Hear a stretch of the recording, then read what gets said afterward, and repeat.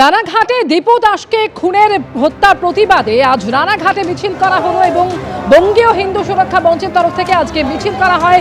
Ranaghat friends club থেকে শুরু হয় এই মিছিল।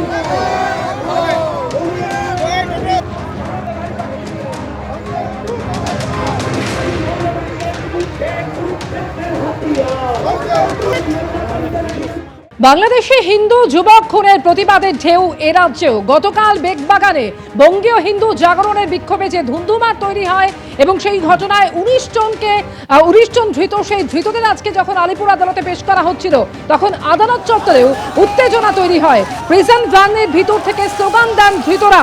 গতকাল বঙ্গীয় হিন্দু জাগরণের বিক্ষোভে রণক্ষেত্রের চেহারায় ছিল বেগবাগান। পুলিশের লাঠিচার্জে রক্তাক্ত হন কয়েকজন বিক্ষোভকারী এবং কয়েকজন পুলিশ কর্মীও আহত হয়েছিলেন। ঘটনা এখনো পর্যন্ত 19 জনকে গ্রেফতার করেছে কলকাতা পুলিশ।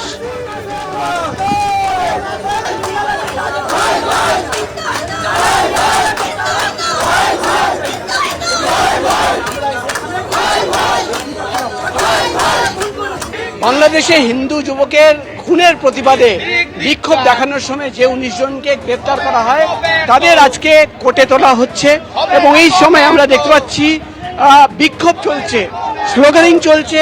আলিপুর কোর্ট লকআপের সামনে বিজেপি কর্মী সমর্থকরা তারা কিন্তু বিক্ষোভ দেখাচ্ছেন এবং যে সময় সেই 19 জনকে নিয়ে আসা হয় আমরা দেখতে পাচ্ছি গতকাল বঙ্গীয় হিন্দু জাগরণের বিক্ষোভের সময় কিন্তু রণক্ষেত্র হয়ে উঠেছিল বেগবাগান এলাকা এবং পুলিশের সঙ্গে ধস্তাধস্তি এবং সেই সময় কিন্তু কয়েকজন বিক্ষোভকারীরা আহত হয়েছিল, তাদের উপরে লাঠিচার্জ করা হয়েছিল। সেই ঘটনায় 19 জনকে গ্রেফতার করা হয় এবং আজকে যখন তাদের আলিপুর কোর্টে তোলা হচ্ছে সেই সংগঠনের বিভিন্ন সমর্থকরা তারা কিন্তু বিক্ষোভ দেখাচ্ছেন। মমতা সরকার, তৃণমূল সরকার পশ্চিমবঙ্গে যে জিহাদি রাজ্য আরম্ভ করেছে আমরা তার বিরুদ্ধে আমরা হিন্দুরা আজকে আছে ভেবেছি। আমাদের নিঃশর্ত মুক্তি দিতে হবে। আমাদের 21 জনকে এখনো পর্যন্ত এই কলকাতা পুলিশ নন অ্যাভেলেবল সেকশনে অ্যারেস্ট করে রেখেছে। 18 জন, তার মধ্যে মহিলা আছে, বয়স্ক লোক আছে। কি নির্লজ্জ পুলিশ! 19 জনকে কোর্ট লকআপে তোলা হচ্ছিল।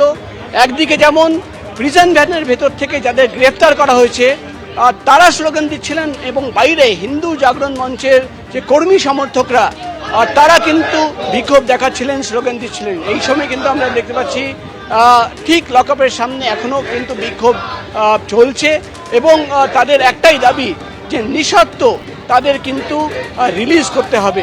ক্যামেরায় উজ্জ্বলের সঙ্গে প্রকাশ সিনহা, এবিপি আনন্দ, কলকাতা। বাংলাদেশে দীপু দাস খুনের ঘটনায় প্রতিবাদের আঁচে রাজ্যে এবং গতকাল যে বিক্ষোভ দেখানো হয় বঙ্গীয় হিন্দু জাগরণের তরফ থেকে সেই ঘটনায় 19 জনকে গ্রেফতার করা হয় এবং আজকে আদালতে পেশের সময়ও উত্তেজনা তৈরি হয়, স্লোগান দেন ধৃতরা এবং এখনো পর্যন্ত শুনানি শেষ হয়েছে বলে খবর পাওয়া যাচ্ছে। রায়দান আপাতত স্থগিত রেখেছেন বিচারক। ধৃত 19 জনকে আজকে আদালতে পেশ করা হলো এবং শুনানি ইতিমধ্যেই শেষ হয়েছে, রায়দান স্থগিত রাখেন বিচারক। সুকান্ত মুখোপাধ্যায় মুহূর্তে সরাসরি আমাদের সঙ্গে রয়েছেন। সুকান্ত, এখনো পর্যন্ত যা খবর শুনানি ইতিমধ্যেই শেষ হয়েছে এবং রায়দান স্থগিত রেখেছেন বিচারক। একেবারে দেখো, গতকালকে বাংলাদেশ হাই কমিশনের সামনে বিক্ষোভ দেখানোর ঘটনাতে যে 19 জনকে গ্রেপ্তার করা হয়েছিল, যার মধ্যে 12 জন যারা পুরুষ যারা সদস্য ছিলেন এই বঙ্গীয় হিন্দু জাগরণ মঞ্চের তরফে যে বিক্ষোভ দেখানো হয়েছে তার মধ্যে 12 জন ছিল মেল এবং বাকি 7 জন ছিলেন ফিমেল অর্থাৎ মহিলা।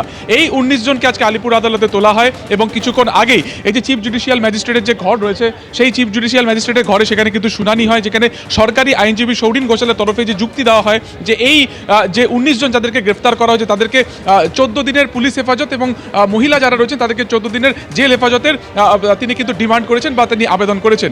এবং মূলত যে যুক্তি যেটা দেওয়া হচ্ছে যে গতকালকে পুলিশ যখন এই জমায়েতকে তারা আটকানোর চেষ্টা করেছিল তারা কিন্তু পুলিশকে একেবারে মারধরের চেষ্টা করে এবং তারপরে ব্যারিকেড টপকে তারা কিন্তু কমিশনের ভেতরে যাওয়ার চেষ্টা করতো। যদি পুলিশ তাদেরকে না আটকাতো তাহলে সেক্ষেত্রে কিন্তু দেশের নাম বদনাম হতো, কারণ এটি দেশের মধ্যে বাংলাদেশের হাই কমিশন রয়েছে, সেখানে হামলার মতন একটা নক্কারজনক ঘটনা ঘটতো এবং সেই কারণে এই 19 জনকে গ্রেপ্তার করা হয়েছে এবং তাদেরকে কেন পুলিশি হেফাজত চাওয়া হচ্ছে সরকারি আইনজীবীদের যুক্তি যে এদেরকে জিজ্ঞাসাবাদ করে আর আরও যারা এই গোটা ঘটনার সাথে যুক্ত রয়েছেন তাদেরকে গ্রেপ্তার করা অত্যন্ত প্রয়োজন। অন্যদিকে যারা অভিযুক্তদের হয়ে আইনজীবী যারা ছিলেন তাদের বক্তব্য হচ্ছে যে এই 19 জনের কোনো রকম তাদের যে জমায়েত ছিল সেটা কিন্তু একবারে শান্তিপূর্ণ ছিল, তারা কোনো রকমভাবে হামলা করেননি এবং এই 19 জনের বিরুদ্ধে অ্যাটেম্প টু মার্ডার অর্থাৎ খুনের চেষ্টা সহ সরকারি সম্পত্তি নষ্ট সহ একাধিক অভিযোগ কিন্তু করা হয়েছে। দুপক্ষের বক্তব্য শোনার পরে আপাতত রায়দান স্থগিত রাখা হয়েছে কিছুক্ষণের মধ্যে। দুপক্ষের বক্তব্য শোনার পর রায়দান স্থগিত রেখেছেন বিচারক এবং আপনাদের জানিয়ে রাখবো 19 জনকে আদালতে পেশ করা হয়, যার শুনানি ইতিমধ্যে শেষ হচ্ছে। রায়দান স্থগিত রেখেছেন বিচারক। চেষ্টা করব আপনার যাতে এদের অফিসিয়ালি বেল হয়, আটকানোর তো কোনো জাস্টিফিকেশন নেই।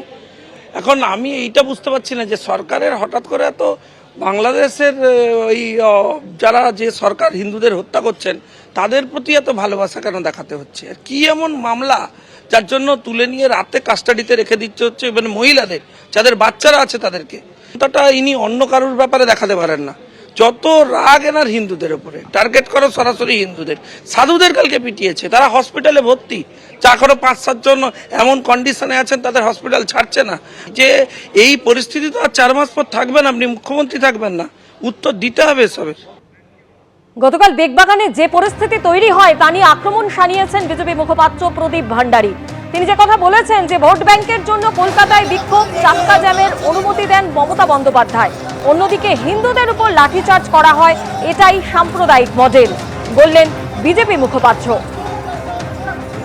অন্যদিকে পাল্টা আক্রমণ শানিয়েছেন তৃণমূল মুখপাত্র অরূপ চক্রবর্তী।